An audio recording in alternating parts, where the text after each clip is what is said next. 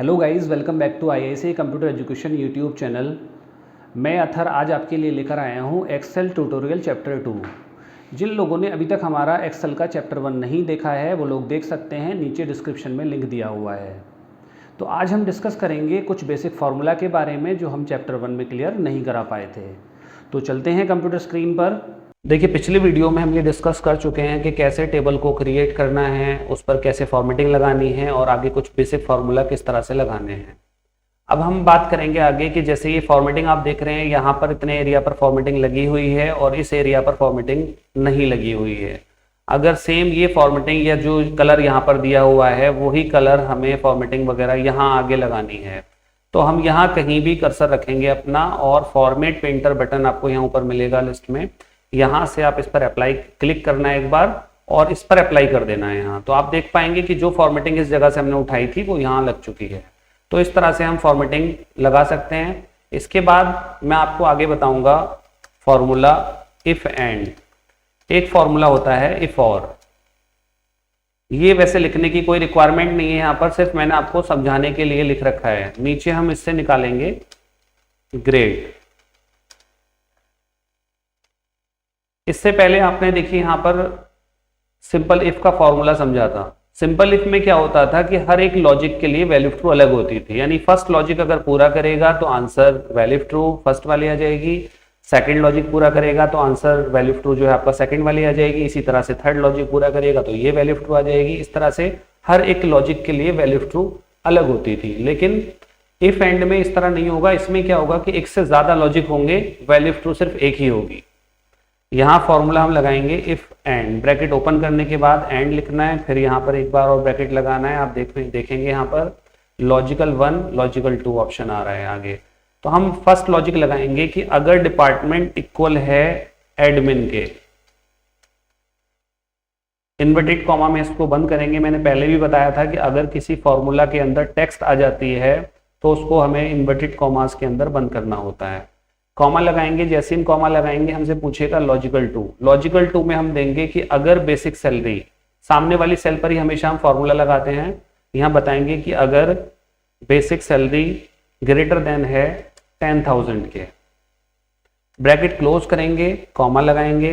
हमसे पूछेगा आगे, देखिए यहाँ पूछ रहा है आपसे वैल्यू ट्रू, तो वैल्यू ट्रू में हम इन्वर्टेड कॉमा लगाकर लिखेंगे ऑफिसर, फिर कॉमा लगाएंगे आगे। हमसे पूछेगा वैल्यू फॉल्स, हमने यहां पर दे दिया असिस्टेंट। तो एक ही फॉर्मूला हमने लगा दिया कि जिन लोगों का डिपार्टमेंट एडमिन है और बेसिक सैलरी 10,000 रुपए से ज्यादा है वो हमारी कंपनी के अंदर ऑफिसर हैं, और उनके अलावा जितने भी हैं वो सब असिस्टेंट हैं। तो आप समझ पाए होंगे कि यहाँ पर इफ एंड के फॉर्मूला में हमने लॉजिक 2 लगाए हैं। पहला लॉजिक डिपार्टमेंट एडमिन होना जरूरी है और दूसरा लॉजिक बेसिक सैलरी 10,000 से ज्यादा होना जरूरी है, तो वो ऑफिसर कैटेगरी में आ जाएंगे। और जो इस क्राइटेरिया को पूरा नहीं करते हैं वो असिस्टेंट कैटेगरी में आ जाएंगे। एंटर लगाएंगे, उसके बाद हम जैसे फॉर्मूला को ड्रैग कराएंगे नीचे तो आप देख पाएंगे इन सब लोगों में सिर्फ एक ऑफिसर हैं। ये ऑफिसर इसलिए हैं क्योंकि इनका डिपार्टमेंट भी एडमिन है और इनकी बेसिक सैलरी 10,000 से ज्यादा है। बाकी देखिए और लोगों की 10,000 से ज्यादा सैलरी तो है लेकिन उनका डिपार्टमेंट यहाँ पर एडमिन नहीं है, और जहाँ एडमिन डिपार्टमेंट है वहां बेसिक सैलरी 10,000 से बिलो है। तो इसलिए इन सब लोगों में सिर्फ एक ही ऑफिसर हैं, बाकी सब असिस्टेंट हैं। इसी तरह हम फॉर्मूला लगाएंगे आगे इफ और का। इफ और में क्या होता है कि इसमें या वाली कंडीशन लग जाती है कि या तो फर्स्ट लॉजिक पूरा करे या सेकंड लॉजिक पूरा करे। अगर आप एक या दो से ज्यादा भी लॉजिक इसमें लगा सकते हैं, लेकिन फिलहाल हम आपको समझाने के लिए सिर्फ 2 ही लॉजिक लगाएंगे। हम बताएंगे कि अगर डिपार्टमेंट इक्वल है एडमिन के, फॉर्मूला हम सेम लेकर चलेंगे बिल्कुल, D3 इक्वल एडमिन एंड यहां पर हमने सेकंड लगाया E3, यानी कि जो बेसिक सैलरी है वो 10,000 से ज्यादा है। ब्रैकेट हम यहां क्लोज करेंगे, कॉमा लगाएंगे, वो पूछेगा हमसे वैल्यू ट्रू। वैल्यू ट्रू में फिर हम यहां पर देंगे ऑफिसर, कॉमा, दोबारा हम देंगे असिस्टेंट। तो आप देख रहे हैं यहां पर सेम फॉर्मूला हमने लगाया, सिर्फ एंड की जगह पर यहाँ पर हमने और यूज किया है। पिछले फॉर्मूला में हमने एंड लिखा था यहाँ पर इफ के फौरन बाद, यहाँ पर अब हम और यूज करें। बाकी फॉर्मूला हमने सेम लिया है, एंटर कराएंगे, लेकिन आप यहाँ देखेंगे तो यहाँ पर वैल्यू ट्रू और वैल्यू फॉल्स चेंज हो जाएंगी। यहाँ आप देख पा रहे हैं कि ऑफिसर बहुत सारे हो गए हैं लेकिन सिर्फ असिस्टेंट इसमें एक है। वो इसलिए क्योंकि यहाँ पर कंडीशन या वाली है और यहाँ कंडीशन एंड वाली थी। एंड का मतलब हो गया कि पहला लॉजिक भी पूरा करे और साथ में दूसरा लॉजिक भी पूरा करे, लेकिन यहाँ पर ऐसा नहीं है। यहाँ पर यह कि या तो पहला लॉजिक पूरा करे या आपका दूसरा लॉजिक पूरा करे।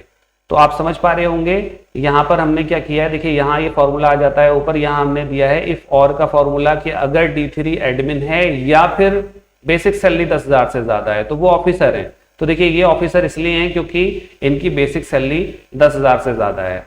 यहाँ पर इनकी सैलरी बेसिक से 10,000 से कम है लेकिन डिपार्टमेंट एडमिन होने की वजह से इनको ऑफिसर मान लिया गया है। देखिए यहाँ सिर्फ इन सब लोगों में सिर्फ एक असिस्टेंट के क्यों रह गए हैं, ये इसलिए क्योंकि ना तो इनका डिपार्टमेंट एडमिन है और ना ही इनकी बेसिक सैलरी 10,000 से ज्यादा है।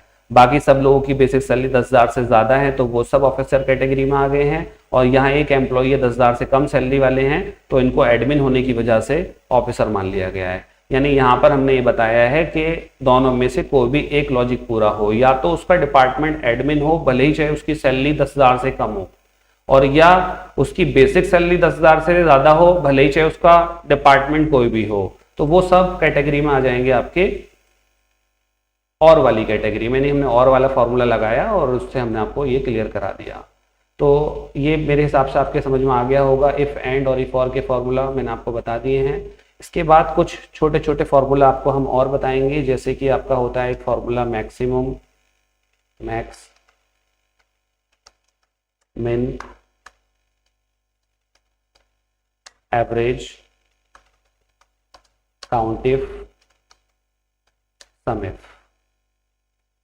मैक्स का मतलब होता है मैक्सिमम वैल्यू। आप कोई रेंज लेना चाहते हैं, उस रेंज में से मैक्सिमम वैल्यू ढूंढना चाहते हैं, तो आप क्या करेंगे, यहां पर इज इक्वल टू मैक्स लिखकर ब्रैकेट ओपन करके भी कर सकते हैं। जैसे ब्रैकेट ओपन आपने किया और उसके बाद आपने एक रेंज ली, मान लीजिए बेसिक सेल वाली आपने यहां से यहां तक ये पूरी एक रेंज ले ली और इसको ब्रैकेट को क्लोज करा दिया, तो आपने इतनी रेंज को सिलेक्ट किया है बेसिक को, तो इसमें जो भी मैक्सिमम वैल्यू होगी वो आपको निकाल कर दे देगा। देखिए, तो एग्जांपल के तौर पे सिर्फ हमने 10 लोगों का डेटा ले रखा है यहाँ पर, लेकिन अगर आपके पास में 1000 लोगों का डेटा है और आपको उसमें से मैक्सिमम वैल्यू ढूंढना होगा तो आप वहां से इजीली रेंज लेकर और इस तरह से मैक्सिमम वैल्यू को ढूंढ सकते हैं। तो ये मैक्सिमम वैल्यू देखिए इन सब के अंदर जो मैक्सिमम वैल्यू है वो 18,000 है, ये आपको यहाँ पता चल गया। यहाँ हम ऐसा भी कर सकते हैं कि इज इक्वल टू मैक्स लिखकर कंट्रोल ए कराएंगे। कंट्रोल ए करते ही फंक्शन आर्ग्यूमेंट खुल जाता है। यहाँ पर भी हम वही काम करेंगे कि यहाँ पर नंबर 1 इस तरह से करके रेंज ले सकते हैं, ओके कराएंगे, तब भी आपका ये 18,000 आ जाएगा। या आप इज इक्वल टू मैक्स लिखकर कंट्रोल ए करेंगे। देखिए इसमें जो नंबर 1, नंबर 2, नंबर 3 दिया हुआ है, ये भी यही चीज होती है कि आपने पहले इस वाली सेल को सिलेक्ट कर लिया, नंबर 2 में आप गए आपने इस वाली सेल को सिलेक्ट कर लिया, नंबर 3 में गए आपने इस वाली सेल को सिलेक्ट कर लिया, नंबर 4 में गए आपने इस वाली सेल को सिलेक्ट कर लिया। इसी तरह से आप इसको आगे लेते चले जाएंगे नीचे की तरफ। यहाँ पर ये रेंज आप अलग अलग लेंगे। E7 के बाद में आप E8 ले लेंगे, E9 ले लेंगे उसके बाद, और नीचे जाएंगे E9 के बाद में आपका E10 आ जाएगा, E11 और उसके बाद आपका E12। तो इन सब में से वो आपको बता देगा जो मैक्सिमम वैल्यू होगी वो निकल के आ जाएगा। लेकिन ये फॉर्मूला थोड़ा सा बड़ा हो जाएगा, इस तरह हम नहीं करेंगे। सबसे आसान यही है कि हम इज इक्वल टू मैक्स लिखें, कंट्रोल ए कराएं और रेंज ले लें सीधा सीधा और एंटर लगा दें, तो आप देखेंगे मैक्सिमम वैल्यू निकल के आ जाएगी। इसी तरह हमें मिनिमम वैल्यू निकालना है तो इज इक्वल टू MIN करेंगे, कंट्रोल ए करेंगे और यहाँ भी वही काम करना है कि हम इस सिलेक्टेड रेंज में से मिनिमम वैल्यू देखना चाहते हैं। जैसे हम ओके कराएंगे तो आप देखेंगे इसकी मिनिमम वैल्यू दिखा देगा। यानी आप देखेंगे इस एरिया में सबसे बड़ी जो वैल्यू है वो आपका है 18,000 और सबसे छोटी जो वैल्यू है वो है 7500। तो देखिए सबसे छोटी वैल्यू और सबसे बड़ी वैल्यू यहाँ पर आपकी निकल के आ गई है। इसके बाद आगे है एवरेज। एवरेज में हमें क्या करना होता है कि एवरेज आप बहुत अच्छे से समझते हो कि अगर आपको 2 या 3 वैल्यू को जोड़कर उसका एवरेज निकालना होता है, मान लीजिए हम 3 वैल्यू का एवरेज निकालना चाहते हैं तो तीनों वैल्यू को हम जोड़ेंगे और उसको 3 से डिवाइड कर देंगे क्योंकि हम 3 वैल्यूज को जोड़ रहे हैं ना, तो ये उसको एवरेज बोलते हैं हम। तो इसी तरह अगर हमें 10 वैल्यूज को जोड़कर उसका एवरेज निकालना है तो हम क्या करेंगे, नॉर्मल वे में अगर मैनुअली कैलकुलेशन करें तो हमें क्या करना होता है, इज इक्वल टू जैसे ये वाली सेल है इस पर क्लिक करेंगे और इसको डिवाइड कर देंगे हम 10 से, क्योंकि 10 वैल्यूज हैं वहां पर। तो ये एवरेज निकल के आ जाएगा। आप इस तरह से भी निकाल सकते हैं और अगर फॉर्मूला से लगाना चाहें तो आप यहाँ पर एवरेज लिखकर कंट्रोल ए कराना, फंक्शन आर्ग्यूमेंट खुल के आएगा और यहाँ फर्स्ट सेल से लेकर लास्ट सेल तक रेंज लेंगे और एंटर लगा देंगे आप। तो आप देखेंगे यहाँ पर 12,950 वही वाली वैल्यू आ जाएगी जो यहाँ दी हुई है। तो ये आपका मैनुअली हो गया और ये आपका फॉर्मूला से हो गया, जैसे कि फॉर्मूला हमने एक्सेल में लगाया है। तो ये आपको एवरेज समझ में आ गया होगा। इसके बाद आगे चलते हैं हम काउंट इफ पर। काउंट इफ में क्या होता है कि काउंट आप समझते होंगे, काउंट का मतलब होता है किसी चीज को काउंट करना और इफ का मतलब किसी कंडीशन के साथ काउंट करना। तो हम यहाँ क्या करेंगे, is equal to count if formula लगाकर यहाँ भी आपको कंट्रोल ए यूज करना है। कंट्रोल ए यूज करने से फंक्शन आर्ग्यूमेंट खुल जाता है। यहाँ पर दो चीज आपको दिखाई देंगी, range and criteria. Range means कि आप किस रेंज में से कुछ ढूंढना चाहते हो, है ना। तो रेंज आपको वो रेंज लेनी होगी और क्राइटेरिया उसमें से पर्टिकुलर आप क्या चीज देखना चाहते हो या क्या चीज काउंट करना चाहते हो। तो आपको क्या करना है, वहां पर रेंज में सिलेक्ट करना है। मान लीजिए हम ये देखना चाहते हैं कि जो डिपार्टमेंट कॉलम है उस डिपार्टमेंट कॉलम में हमारे अकाउंट्स वाले कितने एम्प्लॉयज हैं। तो हम रेंज में यहाँ से यहाँ तक ये एरिया सिलेक्ट करेंगे और क्राइटेरिया में हम अकाउंट्स ले लेंगे। जैसे हम ओके कराएंगे तो आप देखेंगे यहाँ पर ये काउंट करके बता देगा कि इस एरिया के अंदर जो आपने सेलेक्ट किया है उस एरिया में टोटल जो है 3 एम्प्लॉयर्स हैं जो अकाउंट्स डिपार्टमेंट के हैं। या आप ऐसे भी कर सकते हैं, is equal to count if control A, range में आपने ले लिया यहाँ से सिटी और आप ये देखना चाहते हो कि दिल्ली के कितने एम्प्लॉई हैं। तो आप क्राइटेरिया के अंदर यहाँ से दिल्ली डाल दीजिए और यहाँ से ओके करा दीजिए। तो दिल्ली के एम्प्लॉय काउंट करके आपको बता देगा कि सिर्फ दिल्ली के 4 एम्प्लॉय यहाँ पर हैं। सिर्फ काउंट करने के लिए होता है ये सम इफ। देखिए ये बहुत अच्छा फॉर्मूला है, sum if is equal to sum if हम लिखेंगे यहाँ पर, कंट्रोल ए करेंगे। इसमें 3 चीजें आती हैं, range, criteria and sum range. Range sum if फॉर्मूले से आप समझ लीजिए थोड़ा सा, सम का मतलब होता है जोड़ना किसी चीज को और इफ का मतलब हो गया किसी कंडीशन के साथ जोड़ना। हम ये देखना चाहते हैं कि सिर्फ अकाउंट्स वालों को कितनी बेसिक सैलरी दी जा रही है। तो हम क्या करेंगे, रेंज के अंदर डिपार्टमेंट सेलेक्ट करेंगे, रेंज ले लेंगे।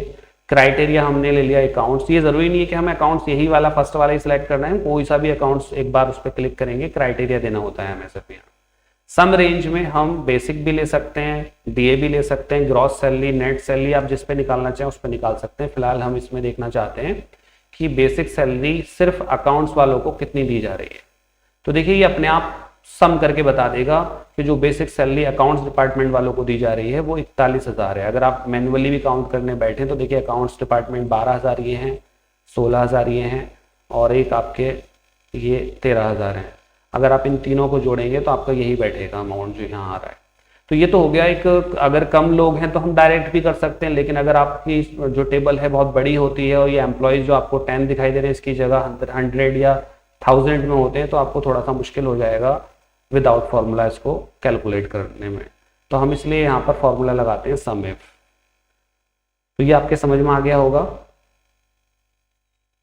इसके बाद हम आपको क्लियर कराएंगे कंडीशनल फॉर्मेटिंग। यहां पर ये कंडीशनल फॉर्मेटिंग आपको दिया हुआ है। देखिए डिपार्टमेंट जो दिया हुआ है, हम ये चाहते हैं कि जिन लोगों का डिपार्टमेंट मार्केटिंग है उनका कलर ऑटोमेटिकली रेड हो जाए। तो जब हम इस एरिया को सिलेक्ट करेंगे और यहाँ से कंडीशनल फॉर्मेटिंग पर जाएंगे तो यहाँ न्यू रूल पर जाना है। आपको पहले ध्यान रखना है कि आपको ये रेंज सिलेक्ट करनी है पूरी, उसके बाद आपको न्यू रूल पर जाना है। यहाँ सेकंड ऑप्शन है format only cell that contain, इस पे पहुंचना है और यहाँ आप यूज करेंगे इक्वल टू और इसमें आपने डिपार्टमेंट टाइप कर दिया मार्केटिंग और यहाँ फॉर्मेट पे जाना है। फॉर्मेट का मतलब फॉर्मेटिंग से होता है कि आप उस पर किस तरह की फॉर्मेटिंग चाहते हो। तो आप यहाँ से उसका कलर जो है रेड चाहते हो लगाना, तो रेड आप लगाएंगे, ओके कराएंगे तो आप देखेंगे जैसे ओके करेंगे मार्केटिंग डिपार्टमेंट का कलर यहाँ पर रेड हो चुका है। इसी तरह हम दोबारा जाएंगे कंडीशनल फॉर्मेटिंग, फिर न्यू रूल पर जाएंगे, यहाँ सेकंड ऑप्शन पहुंचेंगे और यहाँ सेकंड हमने लगा दिया इसके अंदर इक्वल टू और इस बार हमने दे दिया यहाँ से अकाउंट्स। इस पर मान लीजिए हम कलर देना चाहते हैं ब्लू, हमने यहाँ से ब्लू कलर लिया, ओके करा दिया, देन ओके। आप देखेंगे अकाउंट्स का कलर ब्लू हो चुका है। इसी तरह हमने फिर एक बार और कंडीशन लगाई, सेकंड ऑप्शन पहुंचे, यहाँ से इक्वल किया इसको और इस बार हमने ले लिया सेल्स डिपार्टमेंट। सेल्स पर हम चाहते हैं कि कलर पर्पल हो जाए, तो हम यहाँ से पर्पल कलर ले लेंगे, ओके कराएंगे, देन ओके। आप देख पाएंगे यहाँ पर कलर पर्पल हो चुका है सेल्स का। आप चाहें तो इसको बोल्ड कर सकते हैं, थोड़ा कंट्रास्ट होकर आपको अच्छे से दिखाई देगा। तो देखिए अकाउंट्स डिपार्टमेंट का कलर यहाँ पर ब्लू हो चुका है, मार्केटिंग डिपार्टमेंट का कलर रेड हो चुका है, और जो सेल्स डिपार्टमेंट है उसका कलर यहाँ पर पर्पल हो चुका है। सिर्फ इतना ही नहीं होता कि सिर्फ हमने इस पर कलर लगाया है, ये कंडीशन फॉर्मेटिंग का मतलब होता है कि ये कंडीशन के अकॉर्डिंग कलर भी चेंज होता रहता है। यानी अकाउंट्स की जगह अगर आपने मार्केटिंग डिपार्टमेंट कर दिया तो आप देख पाएंगे कि यहाँ पर ऑटोमेटिकली कलर उसका रेड हो चुका है। आपने यहाँ पर सेल्स डिपार्टमेंट लिया तो कलर आप देख पा रहे हैं यहाँ पर पर्पल हो गया है। आपने एडमिन डिपार्टमेंट लिया, कलर ब्लैक हो गया, और दोबारा से अकाउंट्स डिपार्टमेंट लिया आपने तो कलर फिर से आपका यहाँ पर ब्लू हो चुका है। तो ये इस तरह से हम कंडीशनल फॉर्मेटिंग लगा सकते हैं। अगर कंडीशनल फॉर्मेटिंग को हटाना हो तो आप सबको एक साथ सेलेक्ट करेंगे, कंडीशनल फॉर्मेटिंग पर जाएंगे और यहाँ क्लियर रूल पे जाना है, और यहाँ ऊपर वाला ऑप्शन है इस पर क्लिक करना है। आप देखेंगे यहाँ से आपकी जो फॉर्मेटिंग है वो हट चुकी है। इसको आप बोल्ड को भी हटाना चाहें तो यहाँ से हटा देंगे।